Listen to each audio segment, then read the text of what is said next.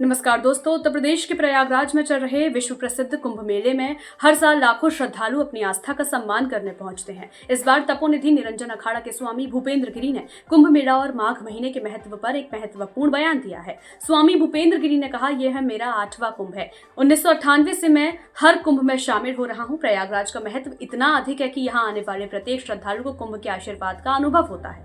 उन्होंने बताया कि माघ महीने का विशेष महत्व है क्योंकि इस दौरान सूर्य और चंद्रमा दोनों का संयोग मकर राशि में होता है। यह खगोलीय घटना कुंभ मेले को और भी पवित्र बना देती है। स्वामी भूपेंद्र गिरी के अनुसार इस समय जो भी श्रद्धालु स्नान करते हैं उन्हें विशेष पुण्य और आशीर्वाद प्राप्त होता है। उनका मानना है कि कुंभ मेला एक ऐसा आयोजन है जो आस्था और विश्वास की शक्ति को सशक्त करता है। इस दौरान उन्होंने कुंभ मेले की ऐतिहासिक और सांस्कृतिक धरोहर पर भी प्रकाश डाला और बताया कि यह मेला न केवल भारत बल्कि पूरे विश्व में अपनी धार्मिक और सांस्कृतिक महत्वता के लिए प्रसिद्ध है।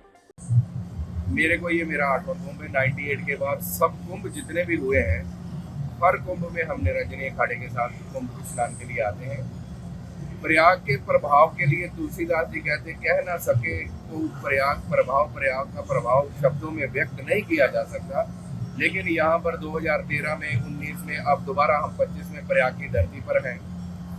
माघ महीने में मकरे द्विनाथो, मकर राशि में सूर्य और चंद्रमा की युति, वृषकेज बृहस्पति गुरुदेव बृहस्पति जो है वो वृषभ राशि में आते हैं। कुंभ योग भवेद तत्र प्रयागे अति दुर्लभा, प्रयाग में अति दुर्लभ योग बनता है क्योंकि प्रयाग की धरती पर 68 तीर्थ जो है पूरा माघ का महीना वास करते हैं। तो अगर आप माघ महीने में यहाँ आते हैं, कुंभ के इस प्रयाग में, कुंभ के उत्सव में आप आते हैं, कार्तिकेय सहस्राणी 1000 स्नान कार्तिक में करें, माघे शतानी माघ के महीने में 100 स्नान करें, कोटि नर्मदा स्नाने, नर्मदा में 1 करोड़ अगर आप वैसाख के महीने में वैसाखे स्नान करते हैं कुंभ नाम तत्वरम, 1 डुबकी में आपको इतना फल मिलता है। कालांतर में क्या था, बड़े बड़े राजाओं ने राजसूय यज्ञ किए, वाजपेयी यज्ञ किए। आज कोई यज्ञ के बारे में सोच भी नहीं सकता, लेकिन भाव से संत मिलन को जाइए, तज ममता अभिमान, जो जो पग आगे धरे कोटि यज्ञ समान। आपको यहाँ आने से, कुंभ स्नान से आपको वाजपेयी यज्ञ का, राजसूय यज्ञ का, हर यज्ञ का, लेकिन भाव से, अगर आप उस भाव से यहाँ स्नान करने आते हैं। इस समय हम खड़े हैं डिजिटल कुंभ क्षेत्र में, जहाँ पर डिजिटलाइजेशन किया गया है। कुंभ का पूरा दृश्य जो है, कैसे गंगा जी का रूट है, कैसे यमुना जी का रूट है, कैसे ओमनी प्रेजेंट सरस्वती है, तीनों के मिलन से त्रिवेणी का संगम बना, और कैसे त्रिवेणी के यहाँ आने पर हम कुंभ क्षेत्र में प्रवेश करते हैं, स्नान करते हैं, ध्यान करते हैं, दान करते हैं। तो जो लोग इस मिस्टिक सिटी को, इस क्षणिक सिटी के 30 kilometre dice, 50 kilometre dice, 60 kilometre dice में आप पैदल नहीं घूम सकते हैं, बैरिकेडिंग है, कुछ भी है, तब आप यहाँ डिजिटल कुंभ में अगर आते हैं तो आपको यही पूरे प्रयाग में जो स्थान है उनका अवलोकन यहाँ पर होता है। और उनको इतने अच्छे से दृश्यमान किया गया है कि अगर आप यहाँ आएंगे तो आपको ऐसा लगेगा कि पूरे प्रयाग का आपने परिक्रमा कर लिया, पूरे कुंभ को आपने अपनी आंखों से देख लिया।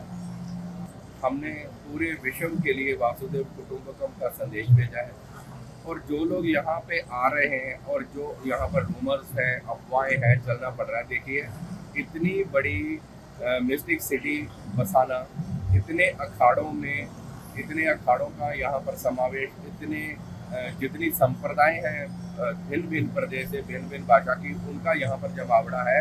इतनी बड़ी व्यवस्था को संभालना सिर्फ हमारे यशस्वी मुख्यमंत्री योगी आदित्यनाथ जी का विजन है। हमारे यशस्वी प्रधानमंत्री नरेंद्र भाई मोदी का ये विजन है कि इस सिटी को इस सुचारू रूप से बसाया गया है, सुचारू रूप से यहाँ व्यवस्था की गई है। इतनी बड़ी व्यवस्था में अगर पब्लिक सहयोग नहीं करती है तो कहीं जाकर के 19-21 हो सकती है। अदरवाइज यहाँ आना चाहिए। और वैसे भी कहा गया है कि यहाँ कल्पवास करें, आप 3 रात्रि विश्राम करें, आप पैदल चल के जाएं, और उसी का लाभ है। ये जिन लोगों को तो वीआईपी सुविधा चाहिए, जो लोग तो घरों से चाहते हैं कि हम रिलीजियस पिकनिक के तौर पर आए, तो वो तो भले नहीं आए, लेकिन जो आस्थावान लोग हैं वो आस्था की डुबकी लगाने अगर यहाँ पे आ रहे हैं, आध्यात्मिक क्षेत्र में अध्यात्म की डुबकी लगाने आ रहे हैं, तो उनका यहाँ पर स्वागत है। और उन्हीं को लाभ है यहाँ पर तीर्थ में आने का, वैसे तीर्थ में आने का कोई लाभ नहीं है।